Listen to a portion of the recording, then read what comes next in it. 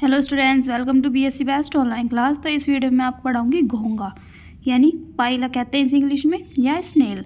ठीक है, तो ये आपका बीएससी 5th सेमेस्टर का जूलॉजी का पेपर फर्स्ट की यूनिट 5th है। इसमें हमने पढ़ा था संघ मोलस्का। तो मोलस्का ही संघ का एक जंतु है, कहते हैं इसे पाइला यानी घोंगा।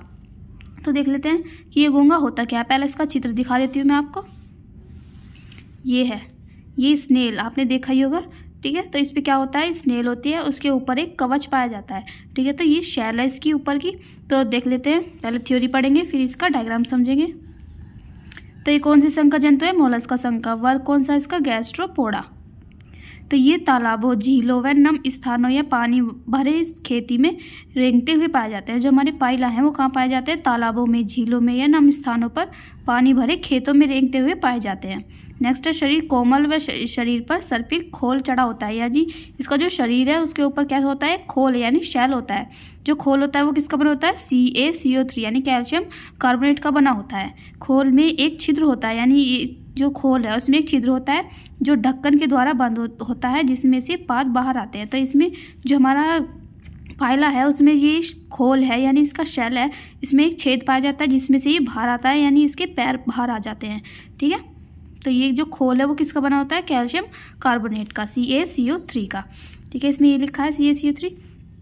तो इस पर क्या पाया जाता है, एक ढक्कन पाया जाता है। अगर ये अंदर चला जाता है तो वो ढक्कन बंद हो जाता है। ठीक है, तो खोल मेंटल द्वारा स्रावित होता है। जो हमारा खोल है वो किसके द्वारा स्रावित होता है, मेंटल द्वारा।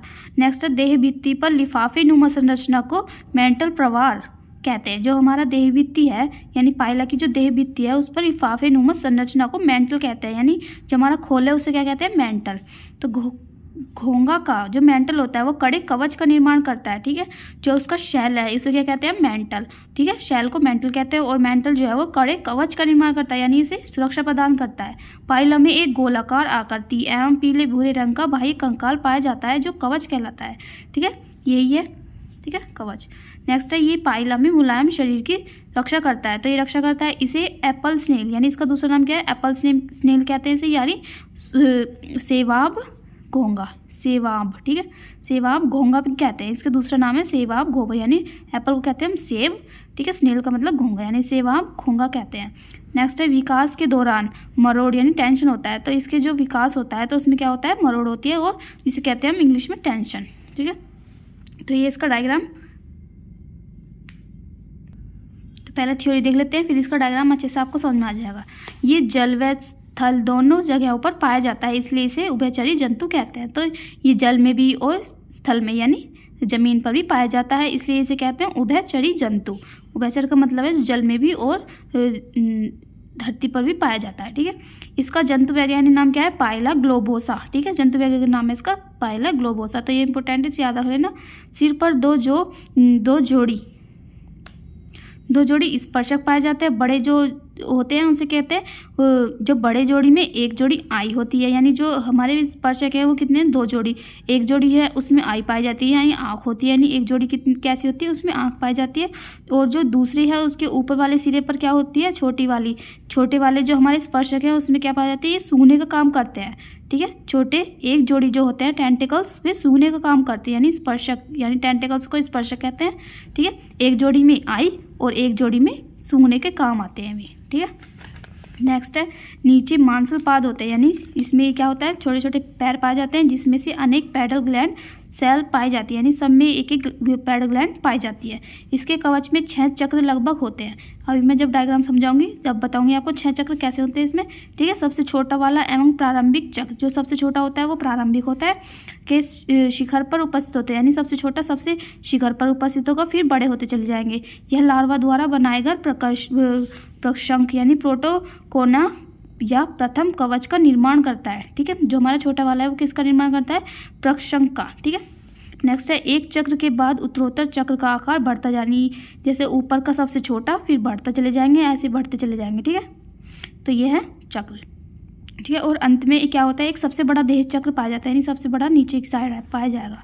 यानी इसमें कितने होते हैं, 6 चक्र पाए जाते हैं, सबसे ऊपर वाला सबसे छोटा, सबसे नीचे वाला सबसे बड़ा।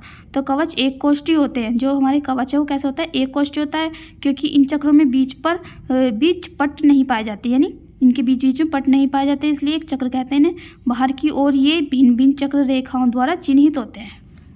जिसे C1 यानी सचर्स कहते हैं। कवच की जो सतह होती है उस पर असंख्य वृद्धि रेखा होती है।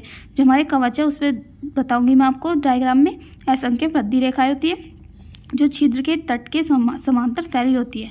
ठीक है, इसमें दक्षिणावर्त यानी जो क्लॉकवाइज, दक्षिणावर्त को क्या कहते हैं, क्लॉकवाइज यानी घड़ी की दिशा में कवच होता है, यानी घड़ी की दिशा में ऐसे कवच घूमता है जो कॉन्चियोलिन तथा CaC3 का बना होता है। कवच 3 स्तर का होता है, यानी जो कवच है वो कितने स्तर के होते हैं, उसमें 3 स्तर।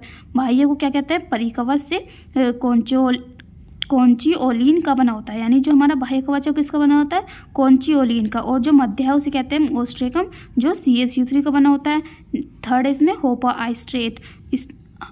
आस्ट्रेकम, ठीक है, उसे वो कहता है नेक्रोस द्वारा बना होता है। ठीक है, पहला होता है कॉन्चियोलिन का बना हुआ, दूसरा है कैल्शियम कार्बोनेट का बना हुआ, तीसरा है नेक्रोस द्वारा बना होता है। नेक्स्ट पॉइंट है इसमें कवच का जो मुख्य पाद की ऊपरी सतह से जुड़कर प्रच्छन्न द्वारा बंद होता है। जो हमारा कवच है उसका जो मुख्य मुख होता है वो कैसे, पाद की ऊपरी सतह से जुड़कर प्रच्छन्न द्वारा बंद हो जाता है। हम इसका डायग्राम देख लेते हैं। ये है हमारा पाइला, ठीक है, ये है इसका शेल और ये है इसका मेंटल। ठीक है, ये जो बाहर निकला हुआ है इसे कहते हैं मेंटल और इस पर क्या पाया जाता है, न्यूमोस्टोमा।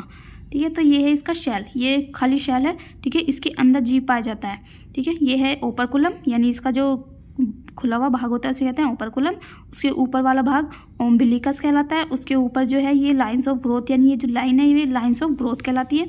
और ये बॉडी रोल है, यानी ये बॉडी की तरह रोल हुआ है। और इसके ऊपर ये जो है छोटे छोटे इसे कहते हैं सचर्स, यानी ये सचर रेखाएं हैं, ये जो रेखाएं हैं, ठीक है, जहाँ पे ये खांच मिलती हैं। ठीक है, ये है पेनल्टीमेट रोल, ये वाला। और ये सबसे ऊपर वाला एपेक्स ऑफ शेल, और ये है कोइल्ड शेल, ये वाली कोइल्ड शेल कहलाती है। ठीक है, ये हो गया हमारा पाइला का डायग्राम। अब देख लेते हैं इसके मेंटल गुहा। नेक्स्ट है इसमें मेंटल कैविटी। तो मेंटल कैविटी के बारे में थोड़ा सा जान लेते हैं। प्रवार गुहिका क्या होती है, तो गुहा में अनेक अंग होते हैं जिन्हें सामूहिक रूप से प्रवार या पोलियल कॉम्प्लेक्स के अंग कहा जाता है। तो जो हमारा पाइला है उसमें गुहा में अनेक प्रकार के अंग होते हैं जिसे सामूहिक रूप से क्या कहते हैं, प्रवार या फिर पोलियल कॉम्प्लेक्स के अंग कहते हैं।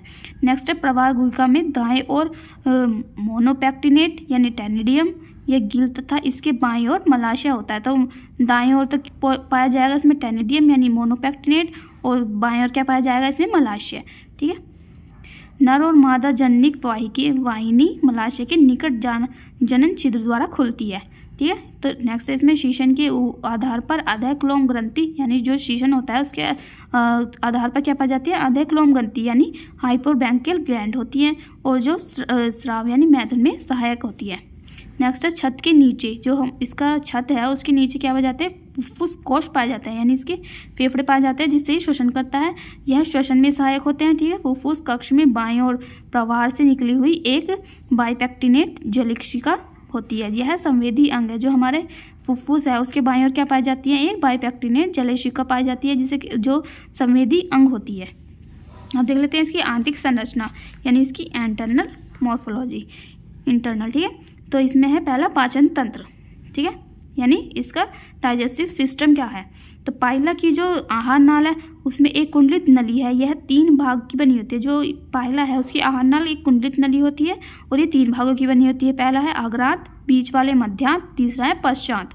तो अग्रांत में क्या होता है, मुख गुहिका और ग्रसिका, मध्यांत में होता है अमाशय व आंत, और पश्चात में होता है मलाशय। तो ये हो गया इसका पाचन तंत्र।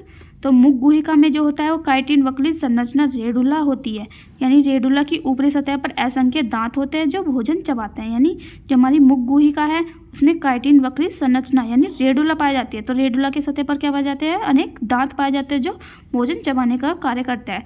आहार नाल में 2 लार ग्रंथि होती है। ठीक है, जो आहार नाल है उसमें क्या होती है, 2 लार ग्रंथि होती है।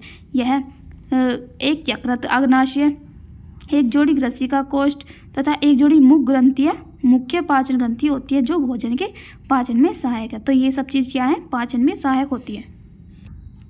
अब नेक्स्ट है इसका श्वसन तंत्र यानी रेस्पिरेटरी सिस्टम। तो जलीय व वायवीय श्वसन करते हैं। जो हमारा पाइला है वो जलीय भी और वायवीय श्वसन दोनों करते हैं। जलीय के लिए कंकत क्लोम तथा वायवीय श्वसन फुफ्फुस कोश द्वारा होता है। जो पाइला है उसमें जल में भी होता है और वायु में, ये दोनों तरह से शोषण कर सकता है, यानी जल में भी शोषण कर सकता है और वायु में भी। जलीय के लिए तो इसमें कंकड़ क्लोम पाए जाते हैं और वायु के लिए इसमें फुफ्फुस कोश पाए जाते हैं। ठीक है, कंदरापालीय सहायक संरचनाओं की भांति कार्य करती है। जो कंदरापालियाँ हैं वो सहायक संरचनाओं की तरह कार्य करती है। ये अत्यधिक संकुचनशील व दाएं बाएं एक एक स्थित होती है। ठीक है, नेक्स्ट है रुधिर परिसंचरण तंत्र, यानी इसका ब्लड सर्कुलेटरी सिस्टम कैसा है।